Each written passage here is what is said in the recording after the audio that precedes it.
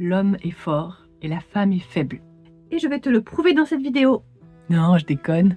Dans cette série de vidéos, je vais t'expliquer comment on en est arrivé là. Épisode 9. Dans cet épisode, je te raconte le parcours des femmes pour tenter de sortir du patriarcat. En 1789, c'est la Révolution française qui voit naître la Déclaration des droits de l'homme. Mais les femmes en sont exclues. En 1791, Olympe de Gouges rédige la Déclaration des droits des femmes et citoyennes. Et elle sera guillotinée 2 ans plus tard. C'est pas gagné! Avec Napoléon et le Code Napoléon en 1804, ça se durcit encore pour la femme. Il codifie l'incapacité juridique totale de la femme mariée. La femme mariée doit obéir à son mari, elle ne peut pas travailler, signer un contrat, avoir un compte bancaire, sans autorisation de son mari. Et elle n'a aucun droit sur ses enfants. Tout ça pour toujours organiser la propriété, l'héritage. Il manquerait plus que la femme ait un héritage, quoi. Et a priori, ce code va influencer de nombreux pays. Bah ouais, il a des bonnes idées, ce Napoléon. Ce 19e siècle est vraiment une période charnière. Parce qu'à côté de ce code Napoléon, il y a aussi la révolution industrielle qui va vraiment beaucoup faire changer les choses. La révolution industrielle va avoir besoin de beaucoup de main-d'œuvre. Et elle va embaucher les femmes, parce que les femmes, c'est moins cher. Et l'homme, tout ça, qu'est-ce qu'il se dit? Bah, la femme, finalement, à la maison, elle fait pas grand-chose. Si on l'envoyait à l'usine pour qu'elle aille gagner quelques sous, bah non, la femme à la maison, elle fait pas grand-chose. Je veux dire, elle s'occupe des gamins, de la maison, de la nourriture, elle aide aussi à la ferme. Ouais, pas grand-chose, quoi.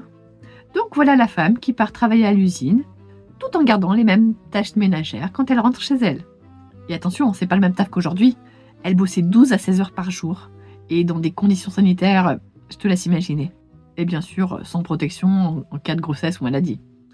Mais ce que cette révolution industrielle va changer, c'est que pour la première fois de l'histoire, les femmes sortent de chez elles et elles vont se rassembler dans un même endroit.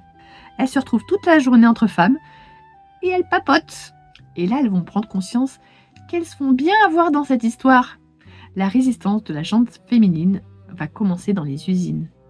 Entre 1830 et 1880, on a les premières organisations ouvrières qui s'organisent et quelques femmes y participent. Alors, j'ai pas trop creusé le sujet, mais a priori, il y a certaines femmes qui vont commencer à ouvrir leur gueule, comme Flora Tristan ou Louise Michel. Je te laisse creuser si ça t'intéresse. Et à côté de ça, il y a aussi autre chose qui se joue. La guerre entre l'Église et les républicains. Alors, il n'y a plus de monarchie, mais l'Église a encore beaucoup de pouvoir. Et l'Église, elle aimerait bien que tout redevienne comme avant. Et encore à cette époque, l'instruction est dans les mains de qui? De l'Église. Et qui c'est qui va former les futurs citoyens? Qui c'est qui va formater les futurs citoyens pour qu'ils votent contre la République? Et ça, les républicains, ils aiment pas trop. Alors, en 1880, Jules Ferry va créer l'école telle qu'on la connaît aujourd'hui, publique, laïque et obligatoire, pour tous. En fait, la République, elle considère que les grandes idées, donc républicaines ou catholiques, vont se transmettre surtout par la mère. Et donc, l'idée, c'est de former la femme pour qu'elle inculque des idées républicaines à ses enfants. Donc tout ça, c'est pas fait pour libérer la femme, mais pour les utiliser en fait au service de la République. Bon, comme tu t'en doutes, le programme scolaire, c'est pas celui d'aujourd'hui. Les femmes, elles vont surtout apprendre à être des bonnes petites femmes au foyer.